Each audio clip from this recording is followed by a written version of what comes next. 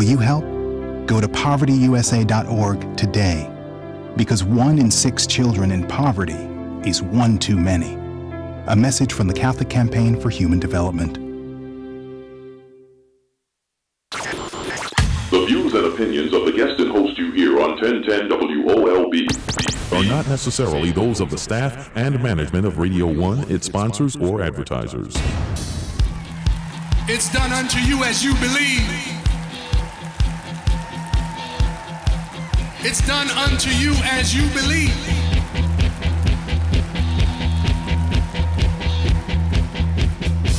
I'm gonna get there, yes, somehow. Push my way through the crowd. I'm gonna grab you by the hand to a place we will stand.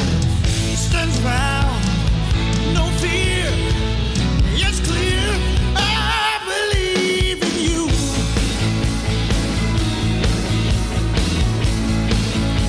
I believe in me. Oh yeah, I believe that we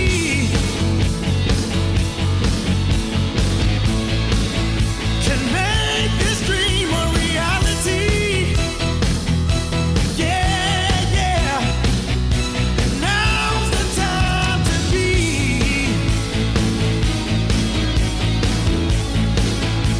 Now's the time for miracles. Oh, it's in my heart so deep. 'Cause I believe.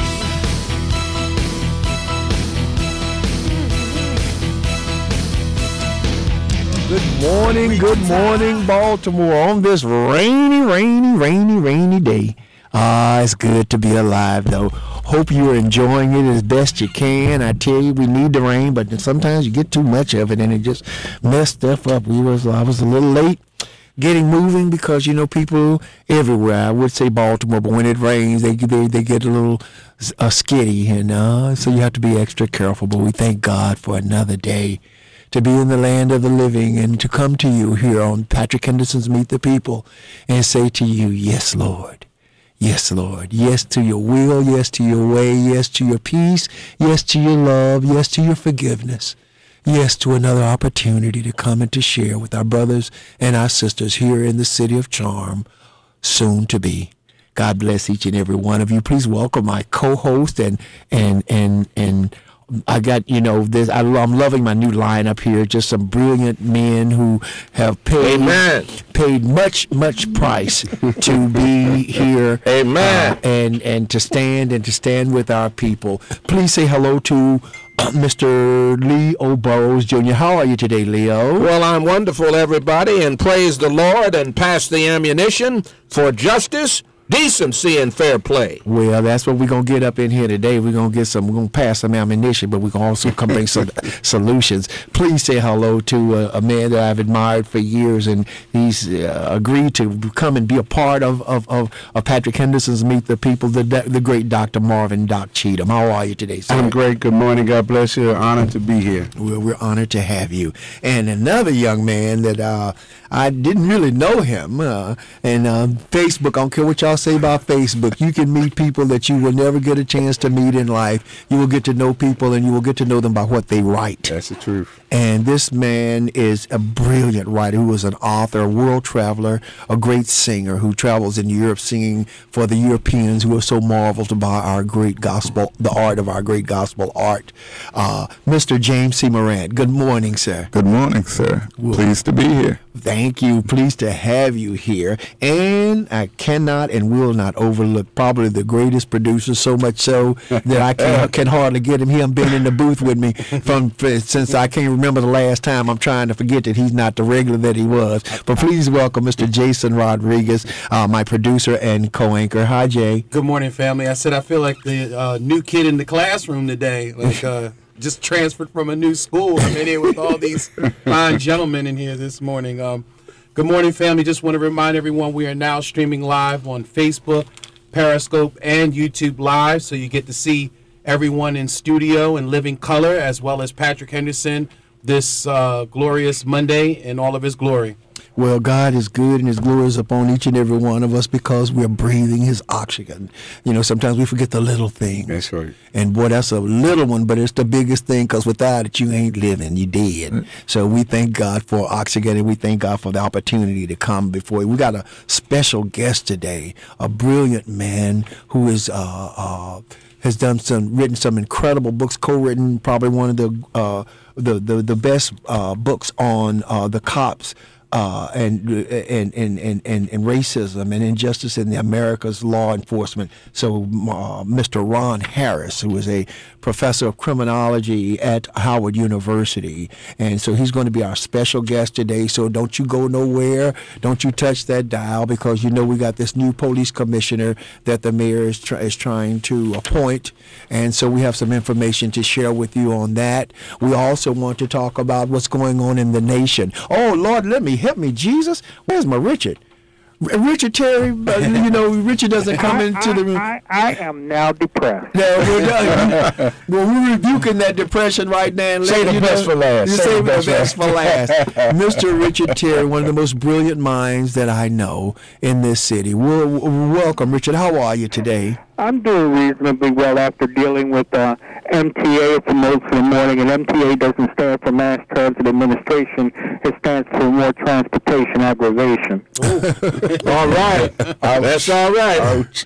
Well, you know, Leo might be able to help you over there. He was on the board over there. I don't know exactly. Well, I was the president of the Transit Riders Action Coalition, and we've scored some successes with Danny Morrow's efforts to clean up the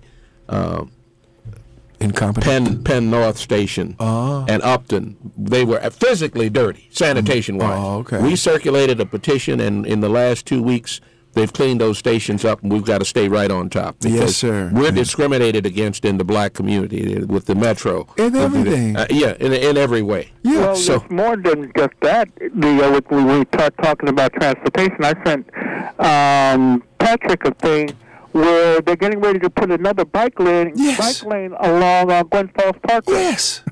When I read that, you saw what I mean. I went crazy. First of all, they destroyed forest at Hanlon Park where the reservoir was. That's right. Contending that there was a terrorist threat because the water was exposed. Now they're putting up these bike lanes. How many of y'all see black folks riding on them bicycles? I don't see them. If you do, they ride them in the park. riding bikes. Right. Well, she needs to move to another neighborhood because she's outnumbered. They're getting ready to dig up all of those Gwen Parks. That's such a beautiful place. The center lane, the center of meridians where you drive through there, and every time I drive through there I relax because of the trees and because of the calmness of that area. They're getting ready to rip those up, you all, and put bike lanes there so they can get to Lincoln Park. Ain't they got a park over there on their side of the neighborhood? What's the name of that park up there on the east side? Carol Patterson. No, Carol Park's down. What's the other water? What's the other waterway over there on the east side? You're not talking about Lake Clifton. Not Lake Clifton. What's the other one? There's Wyman Park. What is near it? Hopkins. Wyman Park. You talking about Herring Run? No, man.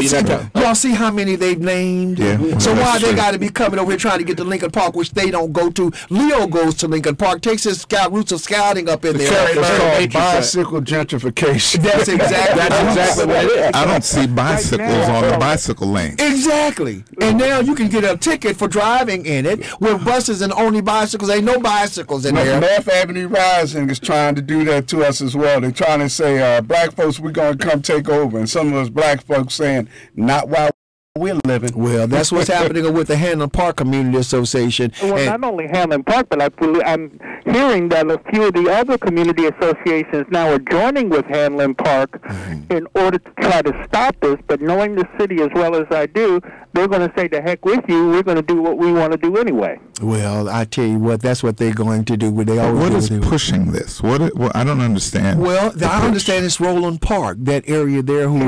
It's called an organization called Bike More. They are the driving force behind it. They're coming out of Roland Park.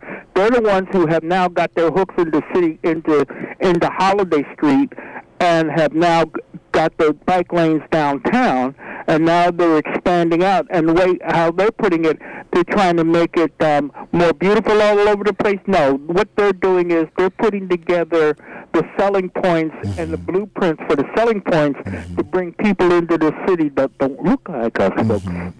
That's exactly but what that's not going to bring them into the city. It's not going to bring them into Has the city. anyone gone around Drew Lake Drive lately and seen one whole lane that disappeared so that they could put in a bike lane? That's where they're headed to. That's what they're trying to connect to.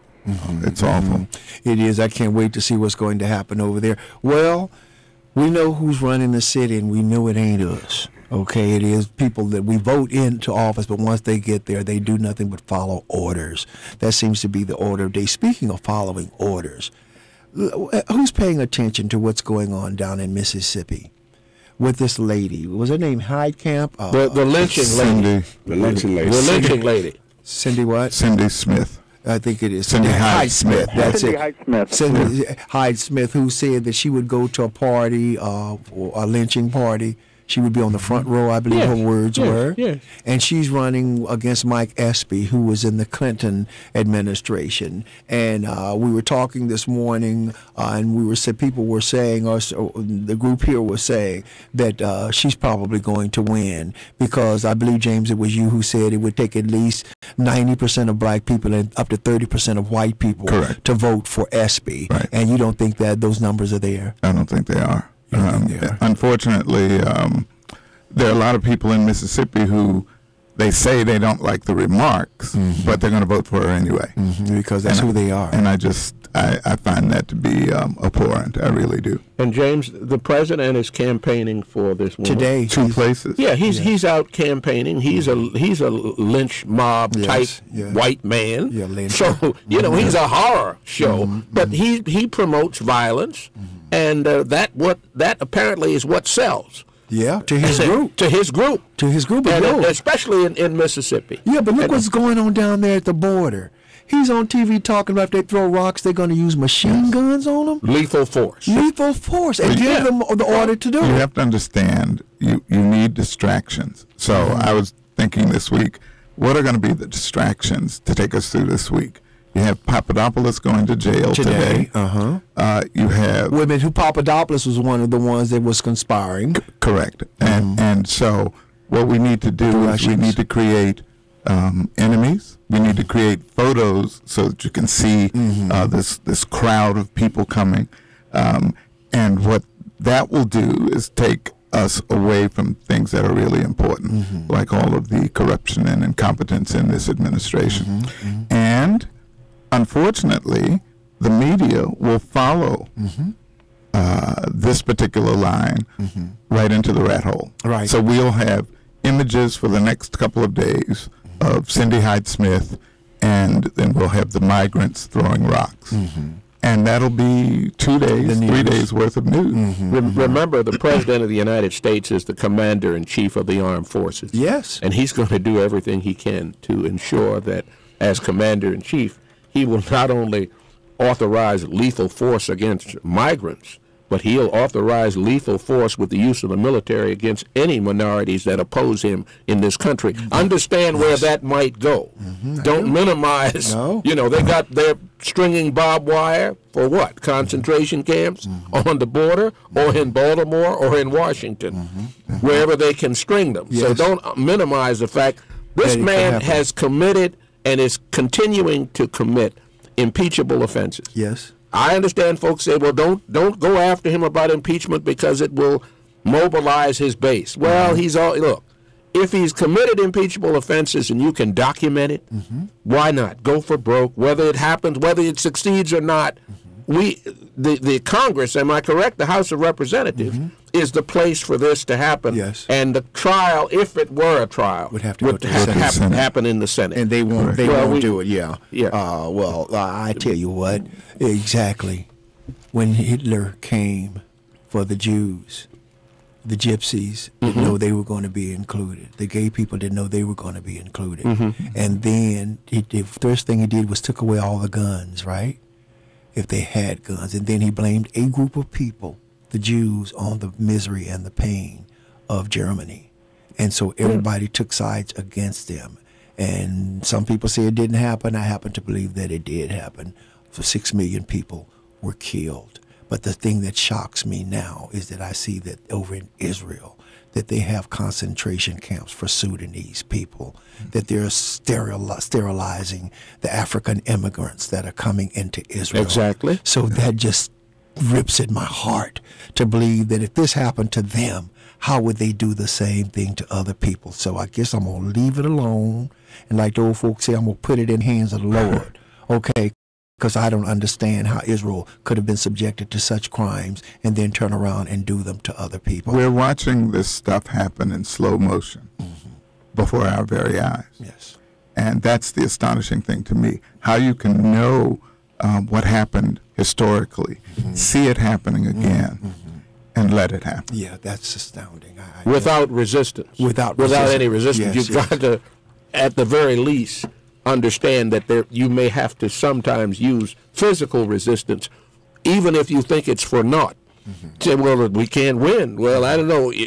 Are you going to the slaughter with a smile on your face? Right. Or are you going to be trying to get out of there? Are you going to try to resist tyranny by any means necessary? The guy that down in Charlotte, Virginia, who drove his car, I think they said it was a Charger, into that crowd and killed that woman. Yeah, and killed the woman. Yeah, in Charlottesville.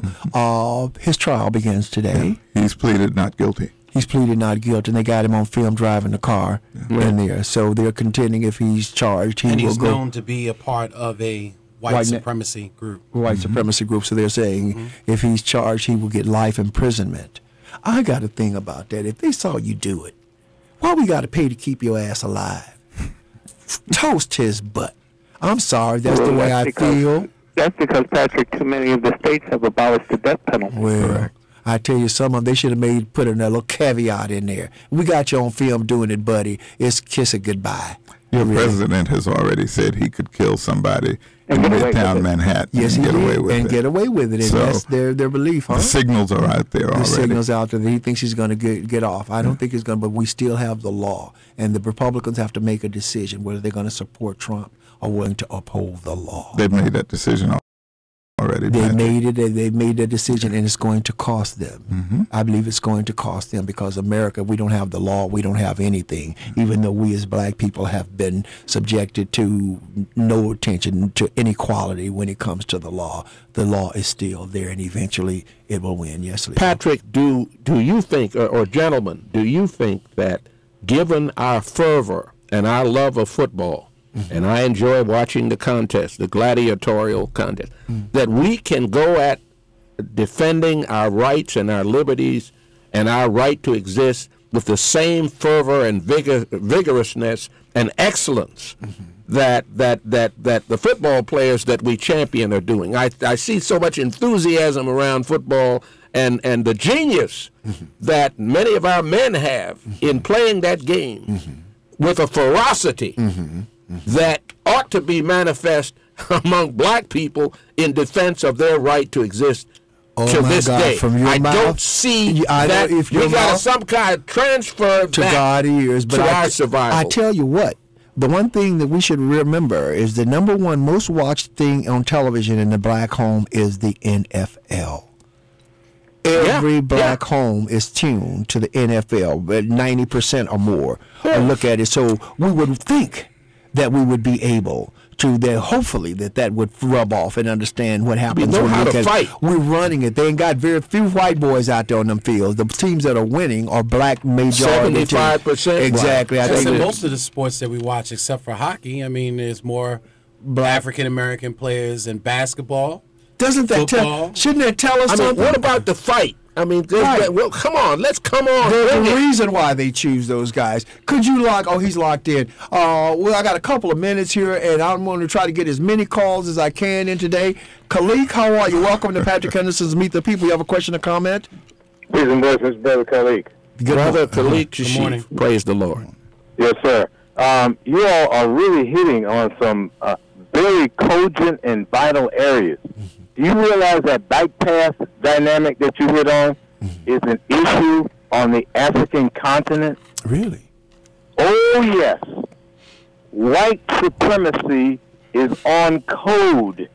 Believe me, these people are on code. And under the guise of beautification and accommodation and these innocuous little projects, it is really an encroachment. See, because Baltimore is a little Africa. Yes. Baltimore is majority black. And don't you know that how much that irritates the white supremacist power? Which is why they're trying to get back in here, right? Oh yes, that's what it all. That's what it's all about. Is gaining foothold and gaining pathways and gateways into what may be perceived as a power base or a foundation for us. They don't want us to have no foundation. No, that's right. I agree. They want us to be floating on their whim. Tenuous, yes. I agree with you. Yes, sir. I agree with you 100%. Thank you so much. And he's right. See, these little bitty things that we don't pay attention to. Dr. Kenneth Morgan, who's the head of the urban studies at Coppin State, me and Wayno took 2 years of study under him, and he said something that shocked me. He says, anytime playing and you see something that's allocated as green space, at Harlem Park, there's green areas. There are parks around those beautiful brownstones there. And I noticed in other sections over where you live and stuff, there were green spaces or parks because it was, it wasn't an urban city to that degree. It was really an old, charming city with these beautiful brownstones, and people that had money built these beautiful brownstones, and they wanted a park in the front of their house. We can understand that. But when you got parks over there in Park Heights, and it's surrounded by boarded up houses, no, the intent is not to do the honorable thing there. They're going to tear them down, and then they're going to rebuild, and then they're going to be so expensive that we can't move back in them like they are over near John Hopkins over on the east side. And that's a national initiative. Yes. That's what happens throughout Baltimore and throughout this nation with the abandonment of absentee landlords largely. Yes. Nothing ever happens. But I will also say to you, there was a map that came out, I guess last week I saw it, the largest corporations who employ people in various states, and it turns out Walmart is the largest employer in the nation when you look at all the states jumbled together. The state of Maryland, the largest employer is the Johns Hopkins Institution. Really? Yeah. That's 51,000 folks. That's been that way for decades, Richard? Yeah. Wow. So as Johns Hopkins goes, so goes Baltimore. But the University of Maryland is coming up very quickly behind them. Yeah, but they don't have Bloomberg giving them $1.8 billion, and he gave another. Yeah, that's the only difference. They don't have. I think they're only second to Harvard when it comes to endowments. Right. John Hopkins. All right, Linda. Well, before we do that, you're listening to Patrick Henderson's Meet the People on WOLB 1010 Baltimore. Don't touch that dial. 1010 WOLB Baltimore and WERQ-FM HD3 Baltimore. Are we back? Great. That was a quickie. Here we go. And let's talk to Linda for a minute. She's been holding for a second. Linda, welcome to Patrick Henderson's Meet the People. Do you have a question or comment?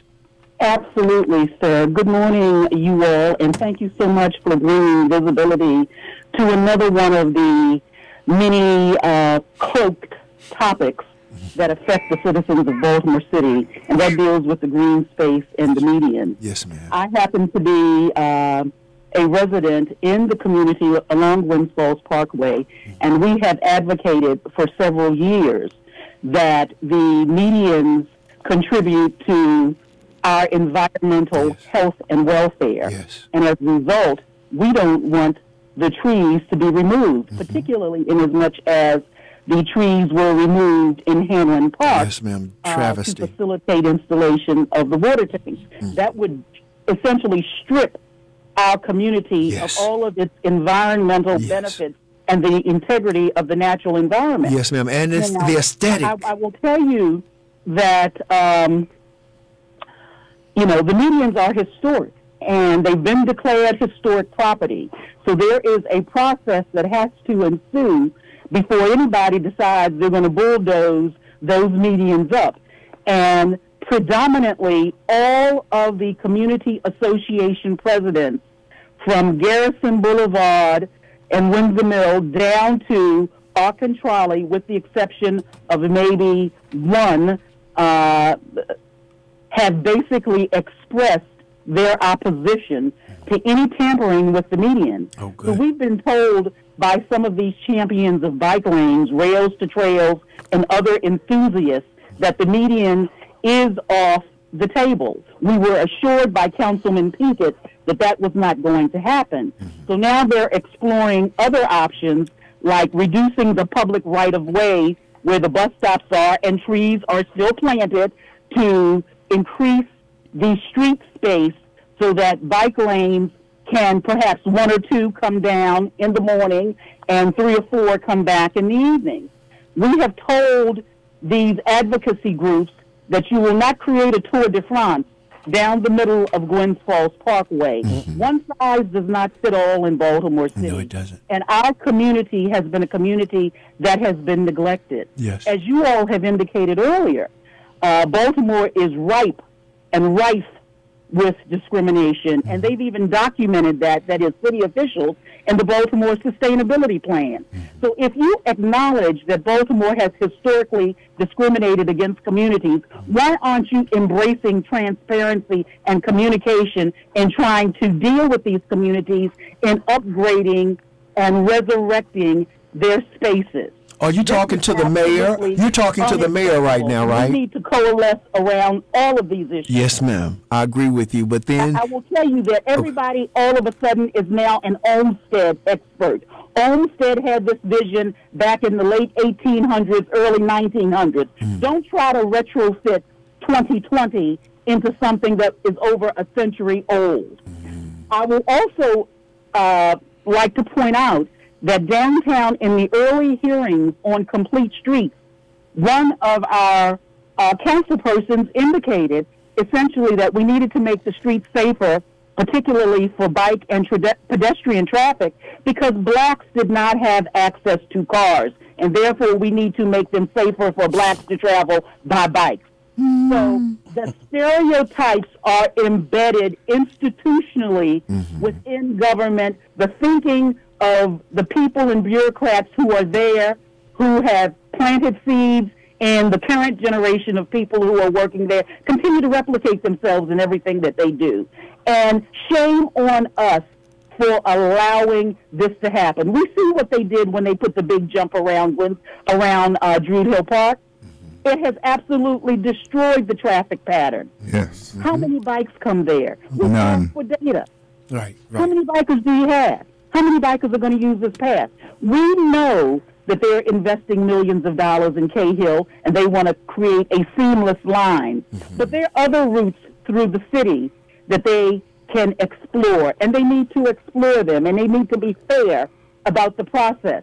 We have met and met and met with them, and they're trying to beat us into oppression to concede to allow bike lanes on Gwynns Falls Parkway. You're not going to... that Gwynns Falls, as well as any other street, needs to be safe. Yes. But not every street needs to look alike and look like the mess on Charles Street and Maryland Avenue with respect to bike lanes. Yes, I agree with you. Sensible. Well, tell me this. Do you have in writing that that they've decided to not do it, or is this Leon Pinkett's word? What are you going on when he said to you that it is off? That it is off. What verification? What documents do you have to? Absolutely, we do not have that in writing.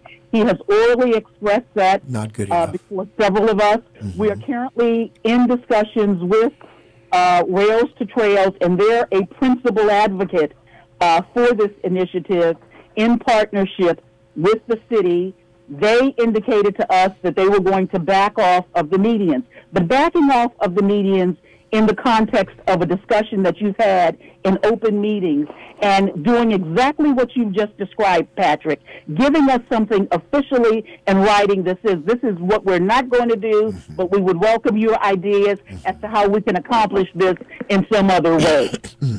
It's important. That has not happened. Yes, because they'll say, well, that was a thought. It wasn't never documented, so we got to make sure. Go ahead, Doc. Let me first thank you and commend you and ask you to please keep the fight on, because when you fight for your neighborhood, clearly you're fighting for other neighborhoods as well, and many of us need to take note and join you when and where we can. I'm asking this question not to put you on the spot, but oftentimes we need to know who is basically allowing the entrance into our communities by one or two communities going along to get along, and we don't call out their names. If they're proud enough to go against the communities, then they should be proud enough to let us know what community it is that basically agreed with this path going through Gwinsfield's Parkway.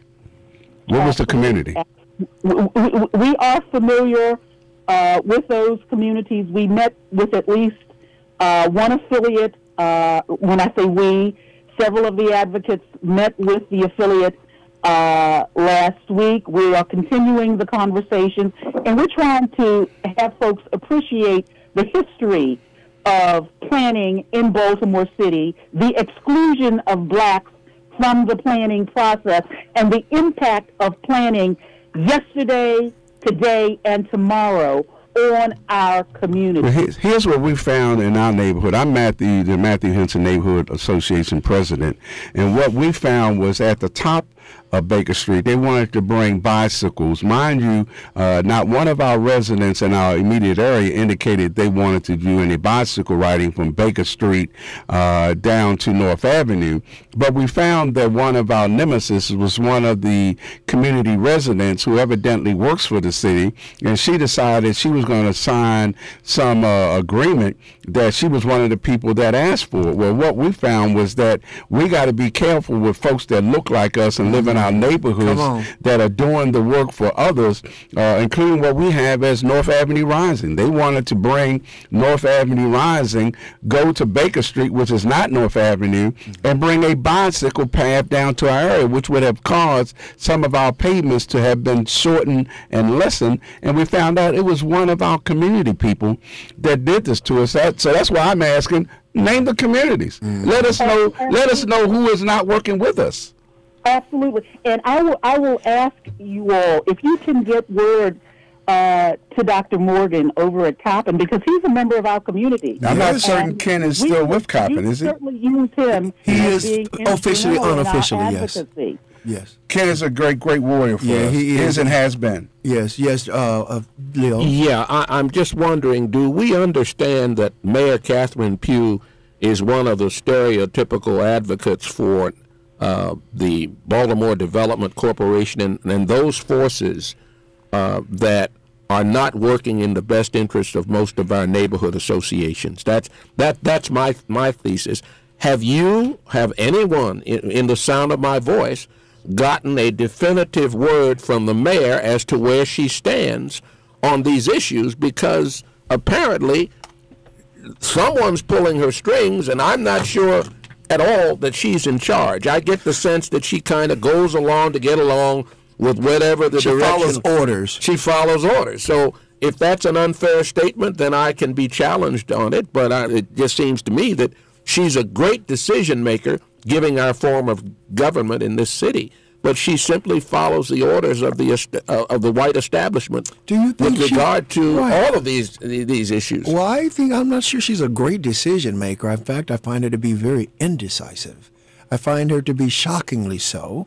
She listens to, obviously, not the people she should be listening to, but there is a pervasive, in other words, everywhere mentality with a lot of black politicians here.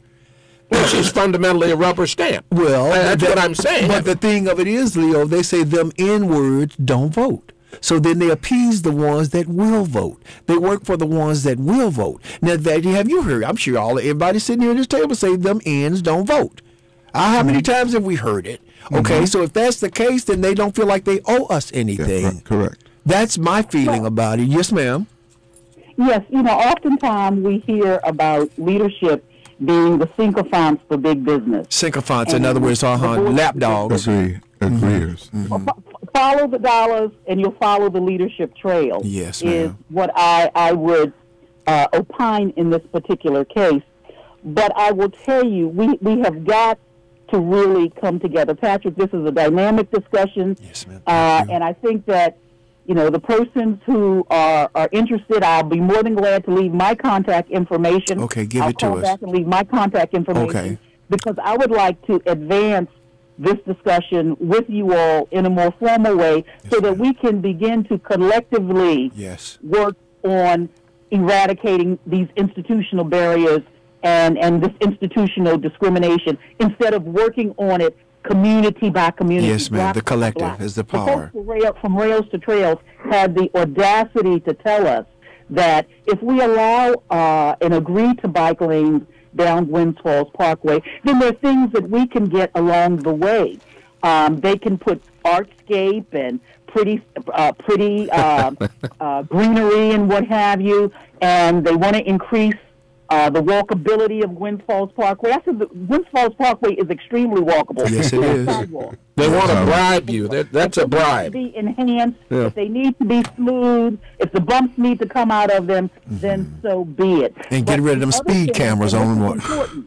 I said you will not put lipstick on the pig called Gwynns Falls Parkway to make it pretty for your bikers when one block over we've got decimation, destitution, and all other sorts of conditions that are infecting our community. If you want to deal with our community in total, then we will be more than glad to work with you. But you will not make Gwynns Falls pretty for the occasional bikers, many of whom who don't look like me and don't pay taxes in our community and don't deal with the challenges of safety and other issues in our community that we have to face.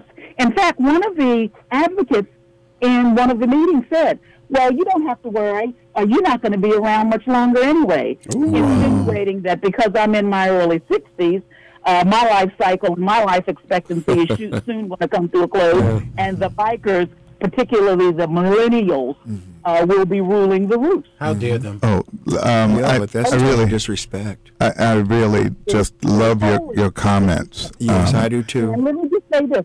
Federal funds are supporting this. And we have an obligation to ensure that our federal funds are not used to perpetuate discrimination. And you talk about creating transportation access on its face, it seems neutral. But when you tease back the layers, you will see where community by community, this application of funds is not working towards the investment of the native sons of those communities. Yes, ma'am. It's benefiting outsiders. And who are our federal representatives? Let's make something happen. That would be Cummings. Yes. Cummings, Sarbanes, and Van Hollen. Yeah, there are a couple of things. I really appreciate that commenter just now because I have been saying for several years, if you go to certain communities, for example, I'm going to give some street names. Harford Road is heavily trafficked north and south, and they created medians with flowers in the middle of it and bike lanes on Walther Boulevard that has traffic that used to flow pretty freely now blocked up. So you start having a traffic jam at 2 o'clock in the afternoon, and you say why? And so you have major streets on the east side that are developing bike lanes and Cathedral Street. Cathedral Street. I mean, used to have a wide area, a lot of parking available for and the businesses. businesses. And the fact is, you aren't going to get enough people to populate those lanes. No. And all you're going to do is you're going to back traffic up into the county, basically. And so that's what's going on in the city. And in Gwynns Falls, you have people, that's a major thoroughfare going east to west, too. They come through the city to get out to Security Boulevard to go to Social Security in the morning. Wow. But then another point, when I used to have business in the Netherlands and a couple of other places out of the country, in the Netherlands, for example, I'm an American representing U.S. interests, but I'd go to these meetings and people would pull up in their bicycles, and they'd park the bicycles, and they'd be high-level officials coming into meetings, but they'd taken a bicycle to work. In Bristol, England, same thing, bicycles everywhere.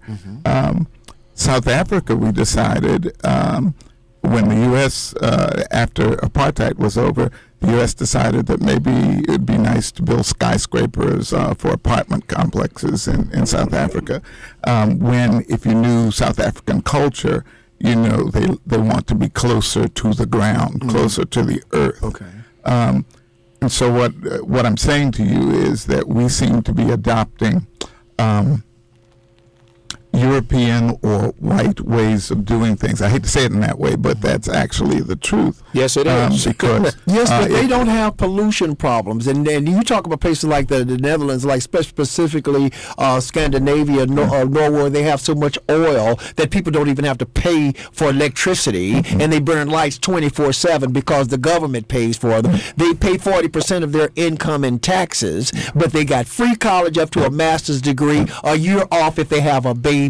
I mean, it's just the most incredible benefits that they have for those things, but this is not Norway. But the point that I'm making is we seem to be adopting standards that are quite fine for the Netherlands or for England. Well, is it about climate control? Is it about their awareness of it that we're missing? Why are they so why is their acuity to it so dominant in their culture? Our infrastructure is different than theirs. Yes, okay. And so bigger cars. We have bigger cars. We have old pipes. If you try to rearrange some street, you're going to sort of screw up the piping in another street. So we have a lot of things that are different here in the U.S. But if you have adopted the idea that, maybe we can export these particular things and bring them here to Baltimore without talking to people in Baltimore. Right. And without contributing to the infrastructure. That's the problem. Miss Linda,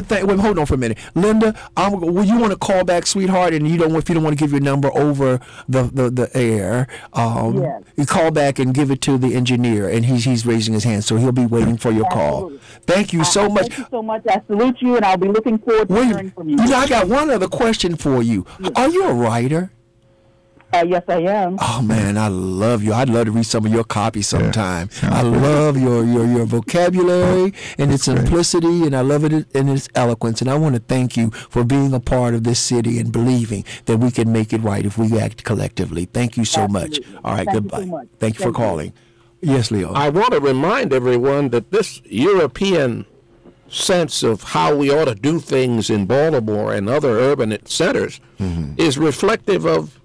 Does anybody remember the Grand Prix in Baltimore? The total mess, and the total mess that was instigated by, what was this lady's name, this most arrogant of mayors, Stephanie Rawlins Blake? And the removal of hundreds of trees. Hundreds of trees were removed. And never replanted. When we talk about an African-centered ideology, not the least of which is, at least encompassed with Kwanzaa and other kinds of intelligence, cultural intelligence, our mayors seem to be someone other than black folks, or maybe they're just black in skin color and white in ideology. Well, that's what Frantz Fanon said. That's the great sociologist. He says a black face, white mask, and you can tell by almost an Oreo.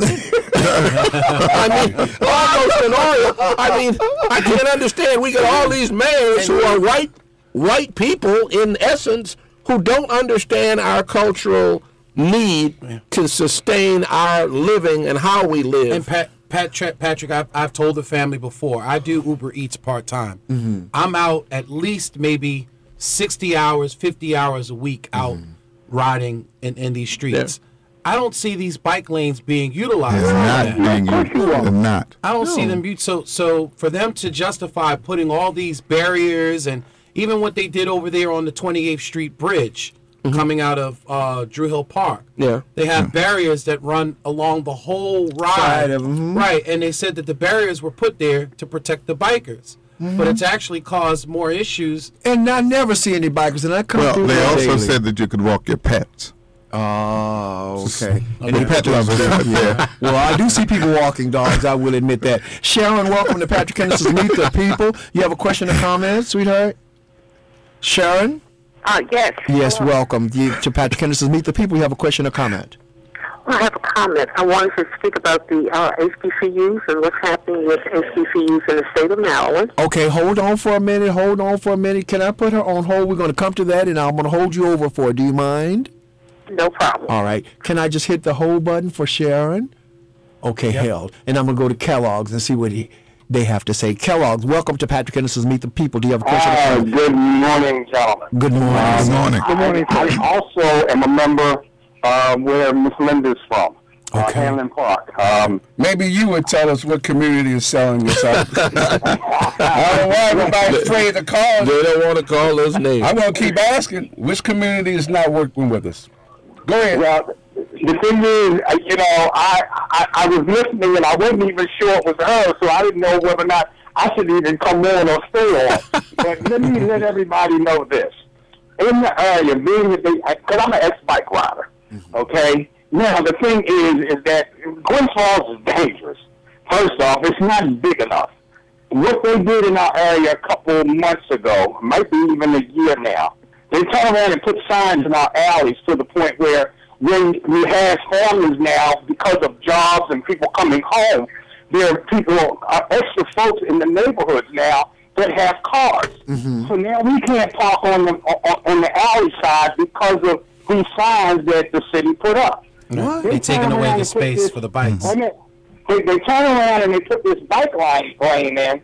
What's going to happen is people that are on the Grace Falls side are going to have to find somewhere to park.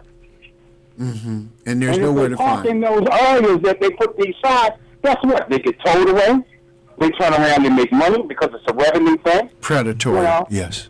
It's going to be really unsafe because where do they go? They put this lane to bring people from Windsor Mill up to the park. Lincoln Park. You just talked about the Remington area. Well, they don't go up Arkansas Lake or Drew Hill because they go down the back side. They come in where the swimming pool is at.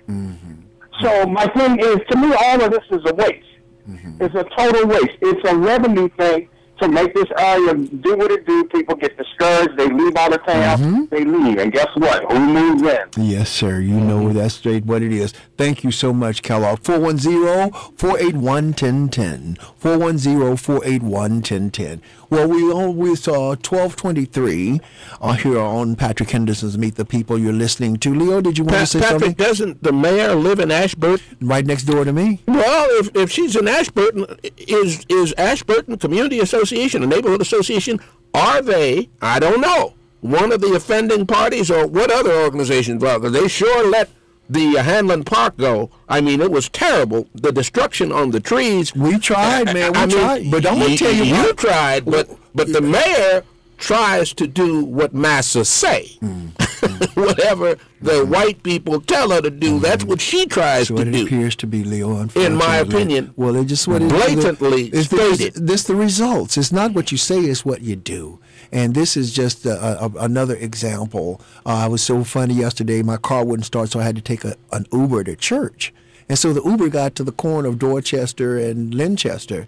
And he looked down the street and he saw all these police cars. He said, well, y'all just have a killing down there? I said, no, that's the mayor's house. They're having either a breakfast or brunch or somebody with cars everywhere. Yeah. And she's got this beautiful new house that was renovated by Michael. What is Michael's last name? That's the white frame house. The white frame house I on know the where corner. she And is. the guy did a beautiful job on it, and she lives there. But I was limousines parked everywhere and stuff, and police cars. So the guy thought we had a killing down there. I said, no, we don't have much of them over here. But the mayor lives right there, and he was kind of surprised to hear that. We're going to go with, I believe, Sharon was holding next. HBCU issue. Yes, sir. Sharon, are you there? Yes, I am. Good All morning. right. Good morning to you. We are getting ready to broach this subject with both hands and both feet. And we're going to do it, guys. I'd like to do it in 6 minutes, if at all possible.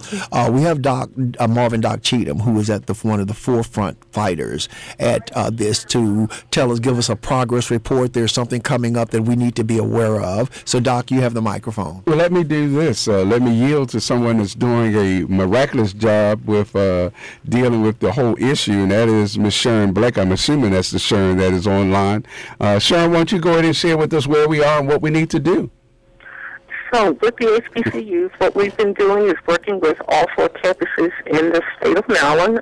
That would be Bowie, Morgan, Coppin, and UMES. And students have been organizing, communicating with each other.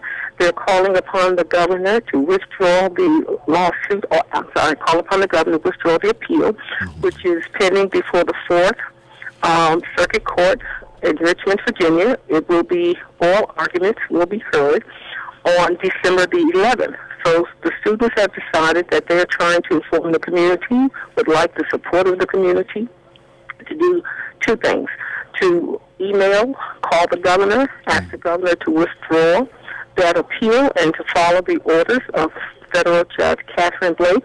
And we're also calling upon citizens to take buses, help pay for buses, to take a bus on December the 11th to Richmond, Virginia, so that people recognize that we are serious about HBCUs. We support HBCUs here in the state of Maryland, and in fact believe that the HBCUs have been, just as the court ordered, the HBCUs should be properly funded to the tune of $1 to $2 billion is what the state has indicated they would owe HBCUs, because they, as the state, have historically underfunded HBCUs. And then the other part that the court Judge Blake ruled was, in fact, there should be no duplications of programs, and to that end, each HBCU should have its own educational program or niche that would be a high-demand program to ensure that you continue to have the funds and students of any race would be drawn to that campus to keep HBCUs alive. So we're calling upon the community to call and email the governor, asking the governor to withdraw the appeal pending before the 4th Circuit Court, and follow the orders of Federal Judge Catherine Blake. Give us the email address. Do you have the email address of the governor? Jay, can you put that online, or let's get the email address and the phone number to call the governor. And let me just interject right here. And yeah, according to the Baltimore Sun on yesterday's paper in Sun Investigates the Sun Investigates section, Hogan's focus group, he took 110 anti-Trump women and made them a focus group where he went and questioned, asked them to question him. He didn't want to appear to be a Trump supporter in any way. So he put together 110 women, and normally a focus group is small. But they said they found that focus groups are better when the number is larger, because you get a broader consensus of what is effective. And one of the things that they thought was missing after hearing the women's group was ending educational inequality. So then what did Hogan do? His campaign added the phrase to ads. Veteran political strategist Russ Schreifer, who worked on the Hogan campaign, called the focus group the campaign's canary in the coal mine, that it could alert them to political trouble. So Hogan knew he was in trouble about these HBCUs. So he used these women to come in and tell him. So what did he do? He just put it in his ad. But what does he intend to do about it is the question. And what you're saying now is what we need to do to make sure. So then he just sucker used these women to do what to make it look like he wasn't as vulnerable on education, which he is, and use them, which is typical of politicians, but so boldly to do it and then say they were the ones that told him what to do and then not to do anything about it. I think he should be held accountable. No, James, did you want to say something? Well, we're in an era now where most people are used as props. So you find a good set of props, and then you work the system based on your use of the props. And I think that's a Republican strategy, and I think that Hogan has adopted that strategy. Effectively, obviously, because he won. Knowing people. Yes. I wanted to ask Doc Cheatham, if he can give me an approximation, maybe so, maybe not. How much money has been expended by the Attorney General, Brian Frosh, who's in league with the devil on this issue, in the hiring of the law firm Zuckerman and Spader in Washington, D.C., a white law firm, to prosecute this appeal? How much? We're talking about hundreds of thousands of dollars. Yes, we are. We are. Hold on for a minute. You're listening to Patrick Henderson's Meet the People on WOLB 1010 Baltimore. Don't touch that dial. It's about to get hot up in here.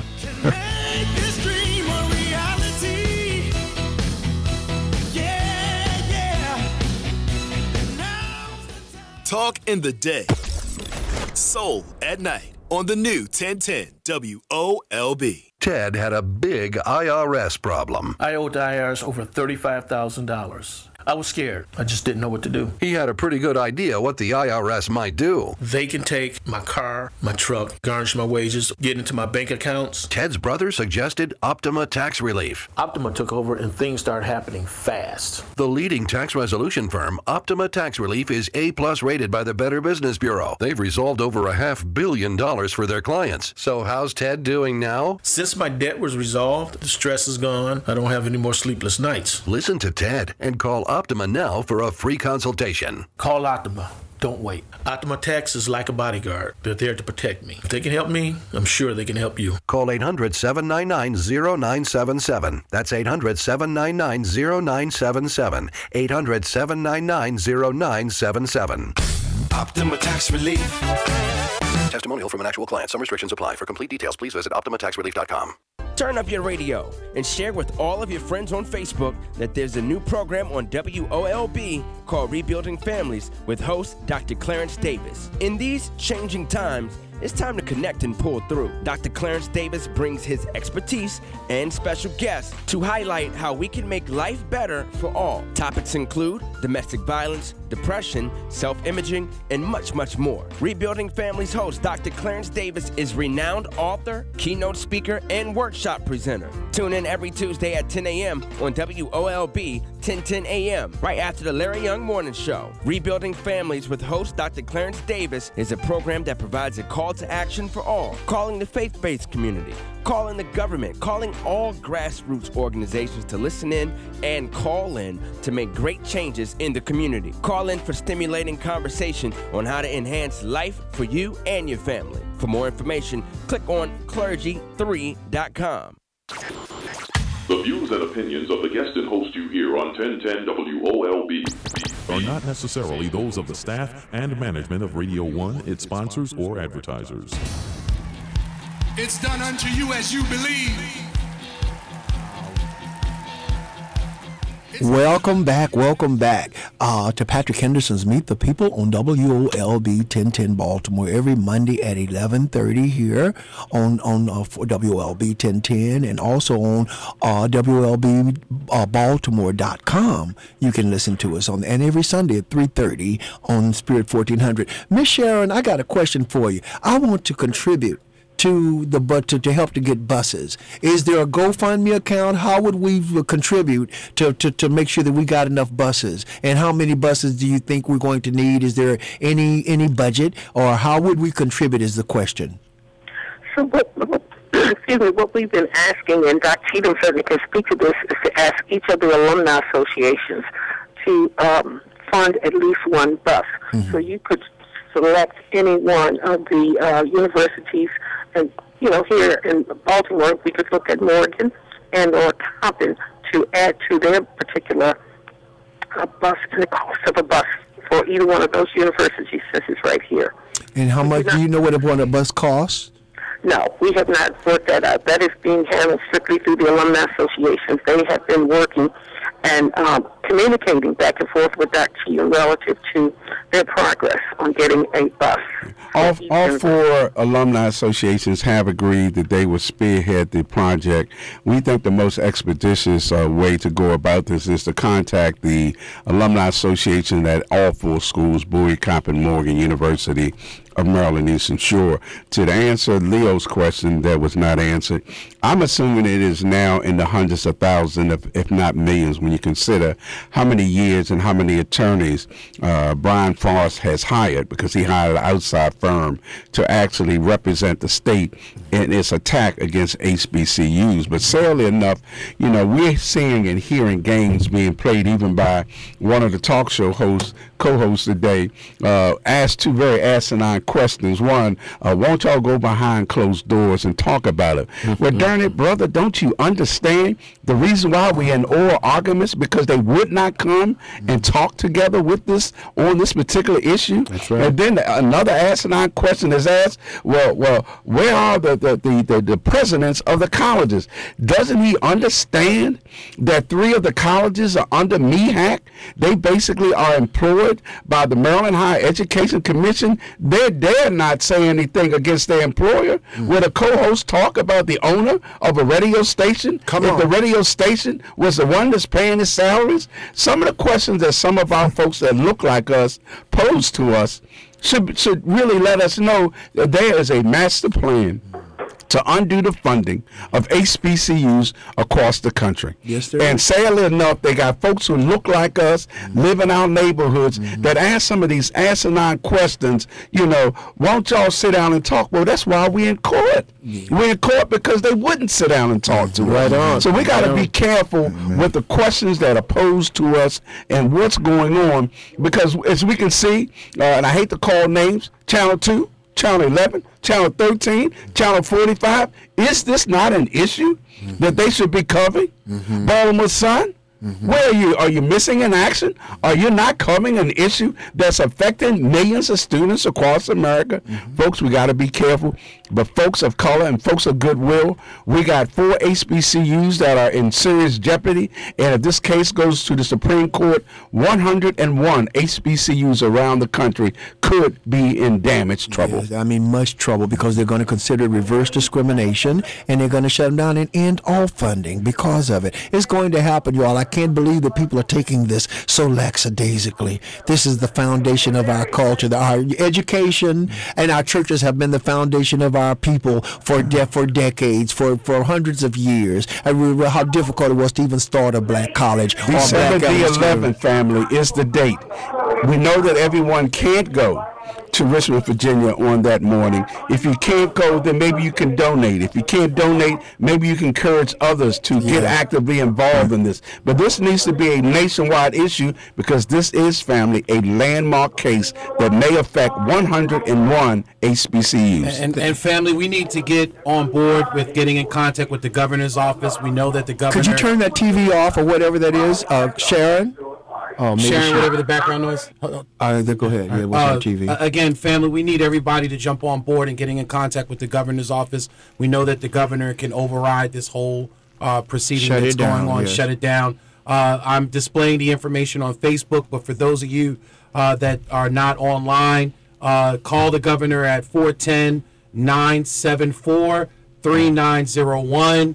Bombard his phone lines, and if we can, if you can send an email as well, send your concerns to governor.mail@maryland.gov. Do it again. It's governor.mail@maryland.gov. So let's jump on board and get a campaign going. Yes, outstanding. Sharon, thank you so much for all that y'all are doing. Yes, we really appreciate you. We're going to go to Diane, and this is the rest of the callers. We're getting ready to make a shift here. We got to talk about this police commissioner. So make your calls, make your question or comment brief. Let me see. Was it Dr. Eugene Williams? I'm sorry, sir. Welcome to Patrick Henderson's Meet the People. You have a question or comment?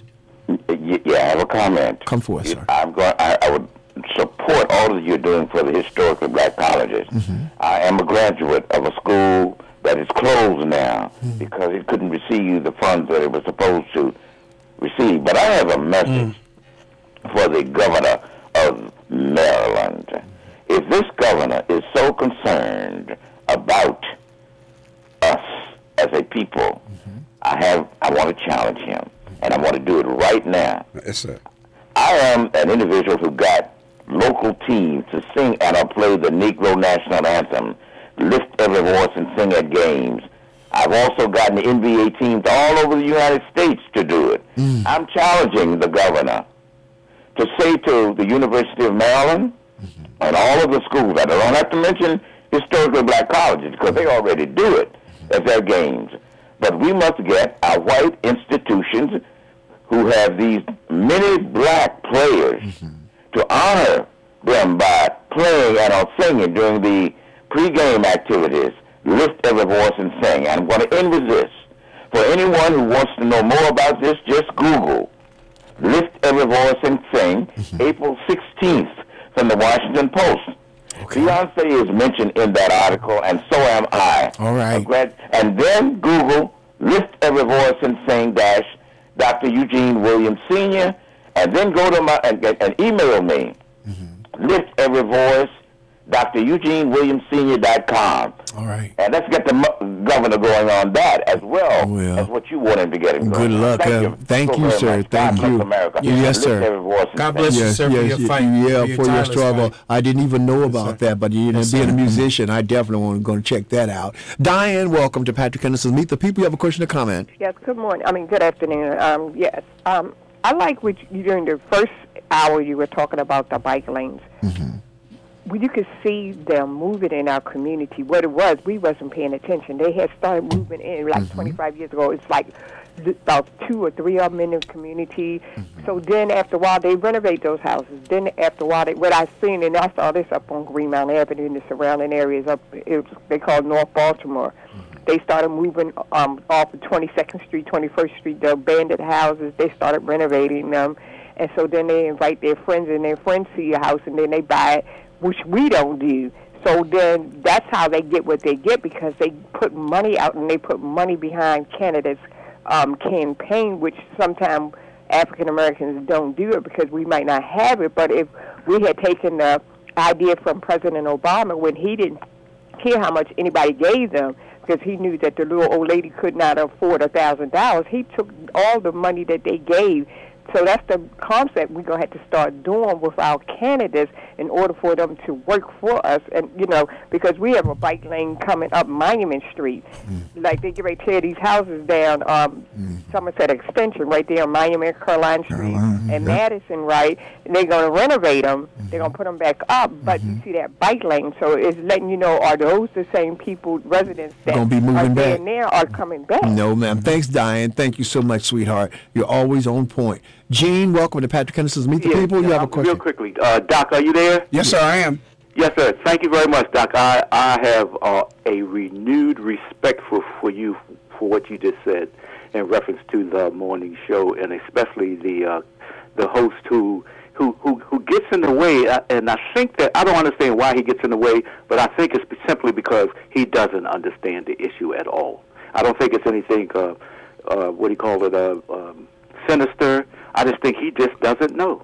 He does know. But you must understand his position is really he's the antagonist and Larry is the protagonist. That's sort of his job. I don't think we should be calling names of the other programs. So. No, I'm just saying, but it's the truth, you know what I mean? But I thought you were holding back in a sense that, I don't know why, but I just thought you were holding back, but you just explained what, you just let me know. At some point, enough is enough. And I just had it with the questions that were being posed, asking us why don't employees chastise the employer? Exactly. And the other one is, won't y'all sit down and talk? Well, that's why we in court. We're in court because they won't talk. But Dr. Sandalisa did the same thing to him, but it was I'm not even gonna say what, but Dr. Sandalisa said the same thing in a different way.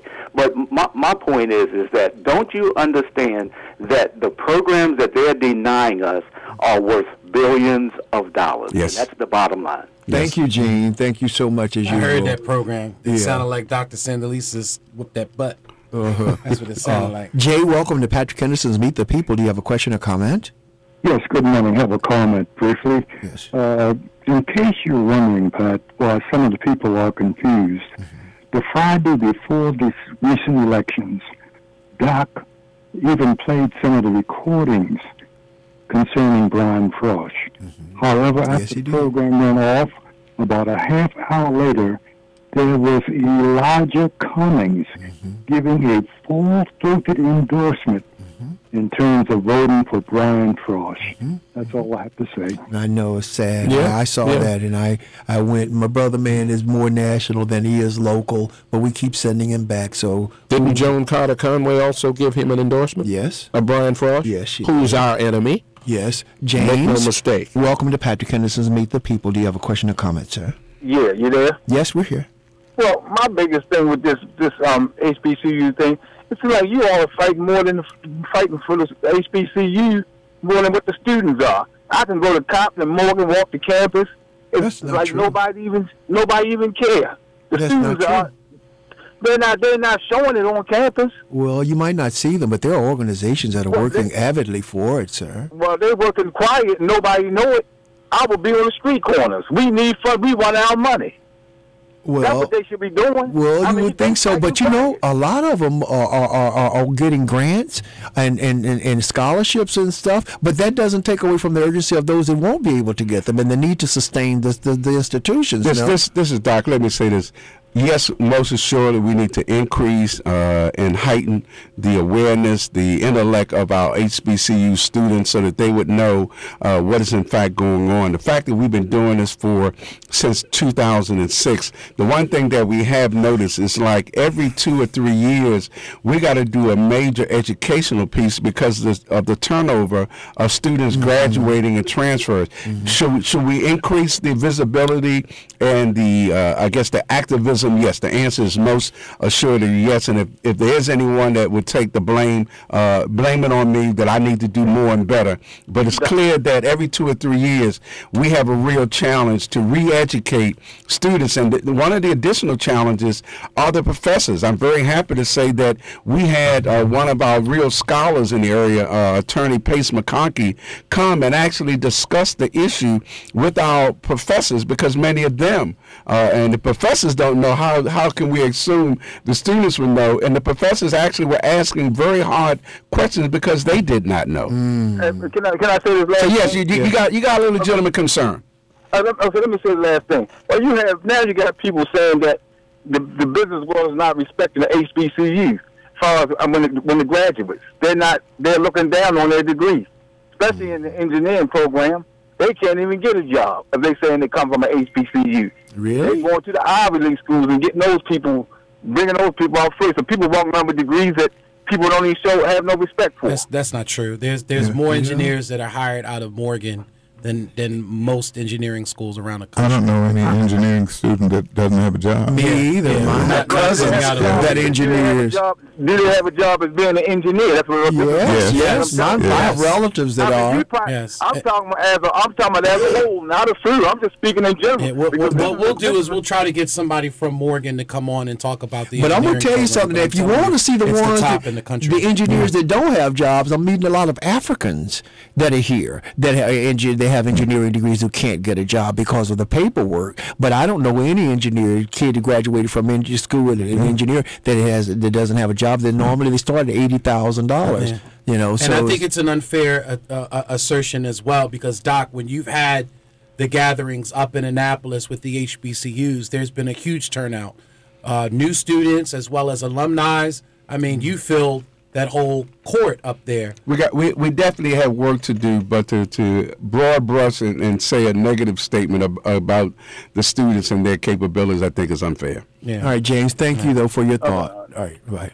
Yes, Leo. I think it's very important that we not fall into the trap, and the traps are laid all the time with respect to our inability to measure up to the standards of the other institutions, the white institutions, and that's not the case. If we are fully accredited, we're fully accredited. Yes, sir. We're on a par with any schools anywhere when we are fully accredited, and to fall into that trap, yes, they do try to discriminate against us because we're from black institutions or HBCUs, but we don't have to tolerate that, and we continue to push back against it. Yes, we do. But thank you, sir, for bringing it up. Ernest, welcome to Patrick Henderson's Meet the People. I'm almost out of time. Come quickly.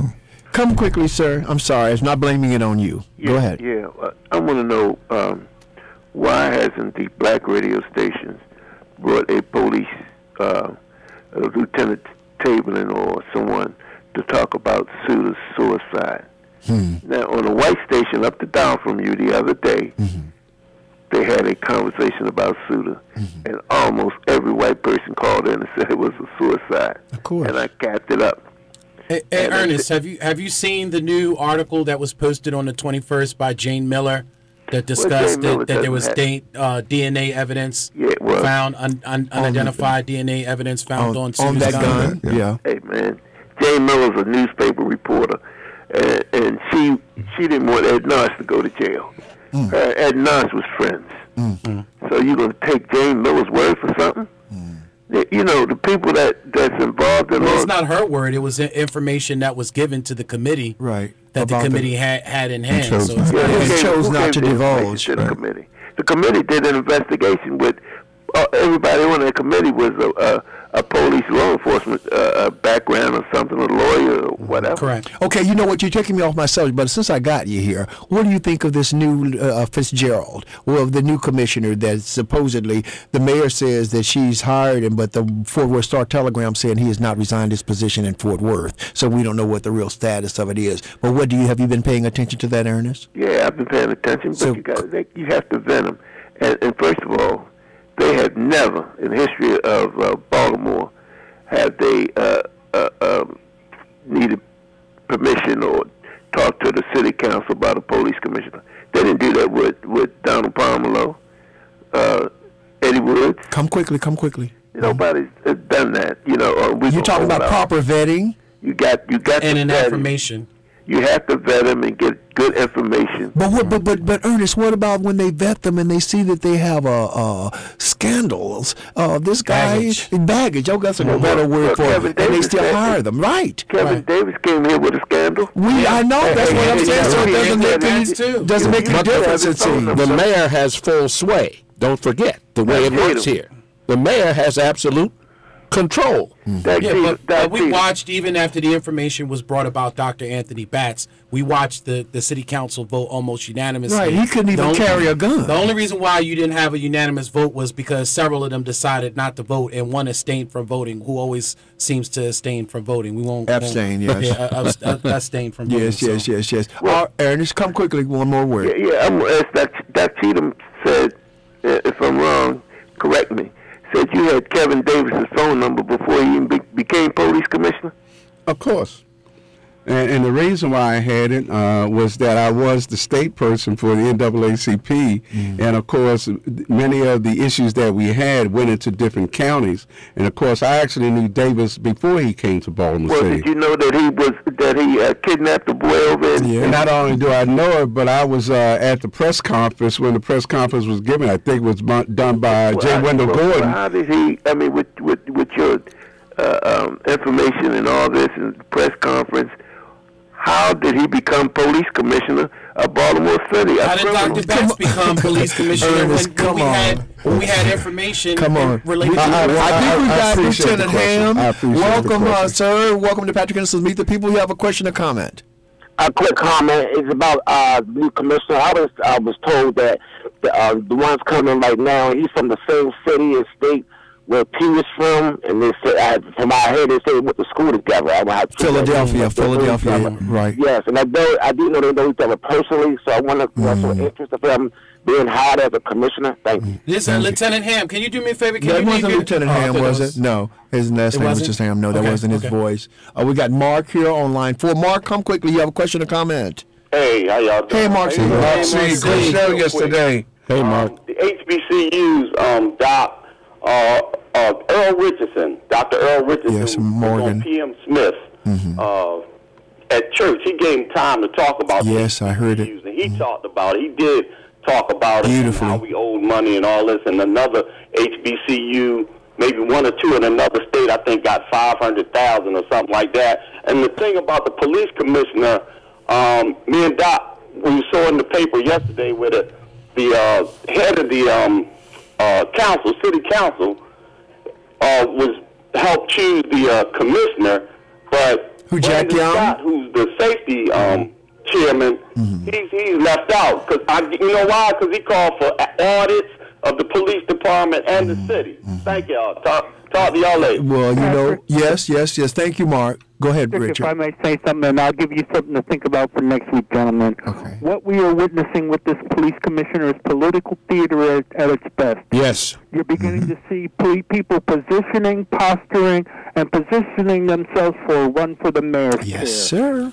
I agree with you 100%, and that's why I believe that we should start now with a GoFundMe account, so that we can have the people's candidate. But we can't do nothing without money. I understand there are a lot of implications, but to do something like this, but we have got to start now. We've got 2 years, a year and a half to start getting ready for this election. And if we're going to back somebody we believe is going to hold forth as we believe and we want them to, we're going to have some money to do it. So I just threw it out to my committee yesterday, talking to everybody I knew about it. We need to start something that we can start to gather money to put behind the people that we believe will carry out our wishes as far as legislation and the management of this city. And in some cases, have them sign an MOU. Yes. I mean, we're going to have to. Yes. Well, everybody's signing non-disclosure agreements, so an MOU might as well be.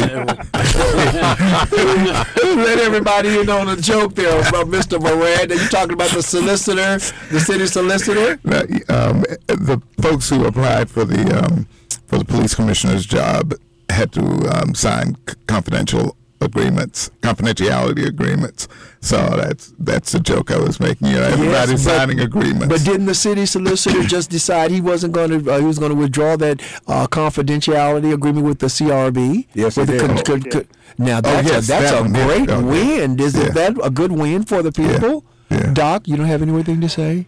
I don't necessarily say it's a great win. I think it was a waste of effort, time, and energy for us to even have to deal with an issue where the city solicitor is representing the police department and the civilian review board. He makes a decision where the civilian review board decides it has to go into court to challenge his decision. That is a conflict of interest. And we've actually filed for injunction relief in a case to actually get the city solicitor to discontinue the practice of representing the civilian review board and the police, because we've seen in this one case where they filed a suit to get him to stop giving one advice to one side and a different type of advice to the other. We got to discontinue this practice of folks being able to cut the cake on both sides and still be able to eat it and the cake is gone. The city solicitor. What we're seeing is manipulation from the highest levels of government, and what's going on here in Baltimore is no different than what's going on to similar boards in other cities across the country. And the city solicitor is appointed by the mayor. Am I correct? That is correct. And the mayor is a puppet. Am I correct? No, the mayor, she might be a puppet, but the bottom line is she's not a smart puppet, because it's transparent that she's somebody's pulling her strings. Well, and here she is. Is that Martin O'Malley or Mike Miller or who's doing it? I don't know. James Smith? She's just been a disappointment. Disgrace. I think labeling a puppet is a little that's not. I'm just disappointed in this process. I think we all are. Yeah, she's a rubber stamp. And the process, the length of the process, and how it's been unveiled. Right. The whole procedure is poor. But a rubber stamp to who? A rubber stamp to the Baltimore Development Corporation, the Greater Baltimore Committee, and the white establishment in general that control the dynamics of this city and state and nation. Yeah, no, she kowtows. Some of the black middle class and she kowtows to the. I mean, you got to point it out. She's not in our community. She's not mainstream when it comes to being fair. She's not mainstream, and she's not going to be, I'm sorry to say. Patrick, sooner or later, this team is going to go to Fort Worth, and they're going to ask questions, and they're going to try to figure out the what commissioner, yes. And I'm wondering if we can figure out what we want in a Baltimore police commissioner. I mean, maybe your next session would be some people calling in saying, what do you want? Well, I can give you one right off the top of my head. One, he has to be able to do his job without interference from City Hall. Yes, and the Fraternal Order of Police. Yeah.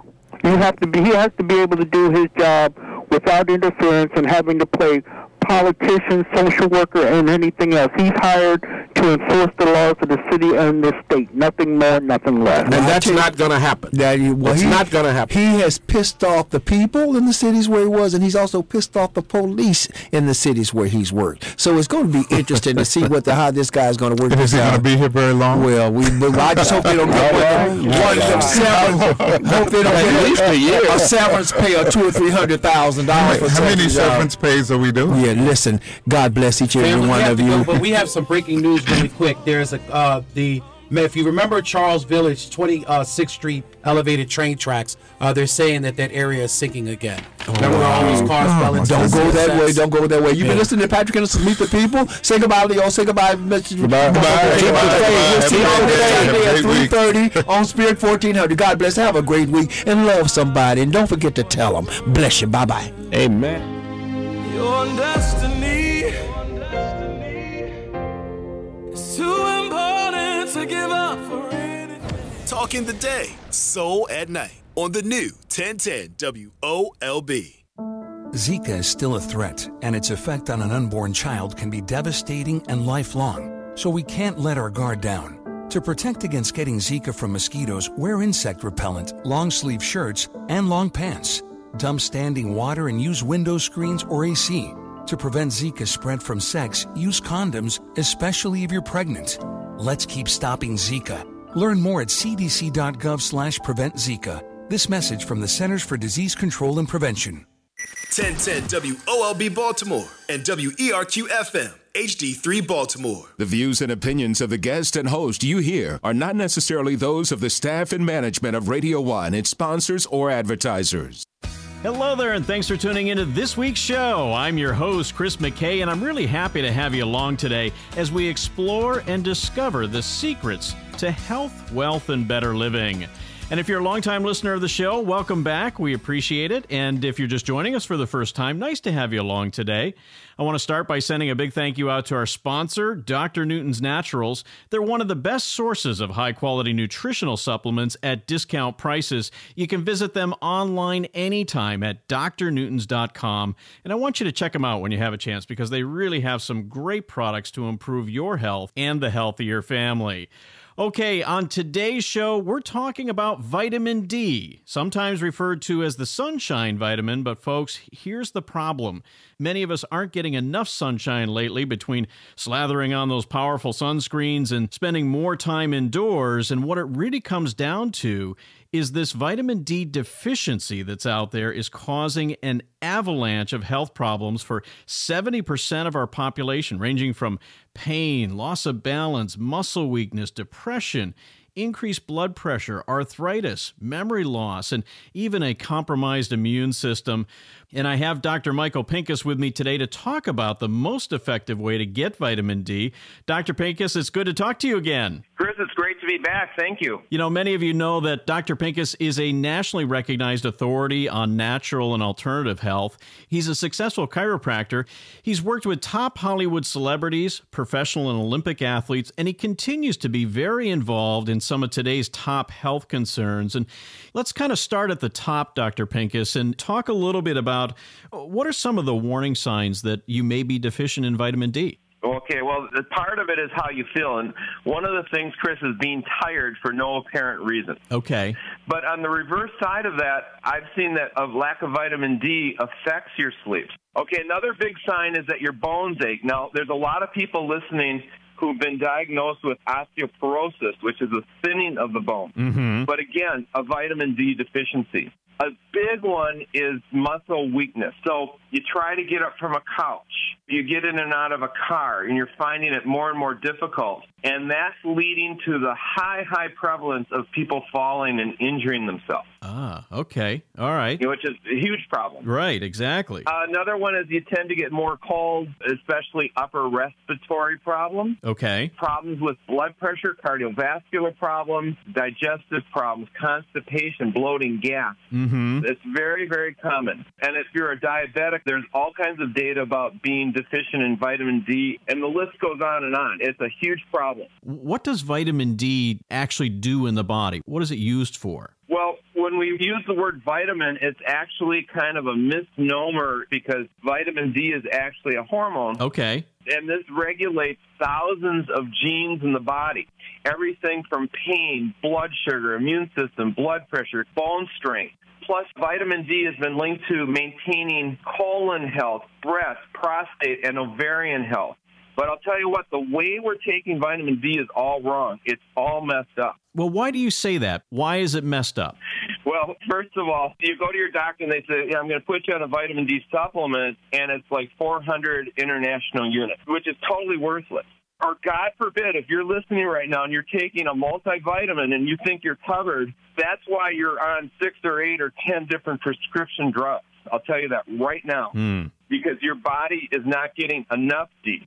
The other thing is that vitamin D is an oil. You don't absorb oils in your body. They're very difficult to digest. Okay. So I've come up with my own vitamin D, which I call Dr. Pincus's vitamin D3 formula. So, Dr. Pincus, what makes your fast melt vitamin D formula so unique? Well, Chris, first of all, I put 5,000 units of vitamin D3 per serving in each tablet so you can actually feel the difference. I wanted to give you enough dosage so it really goes to work.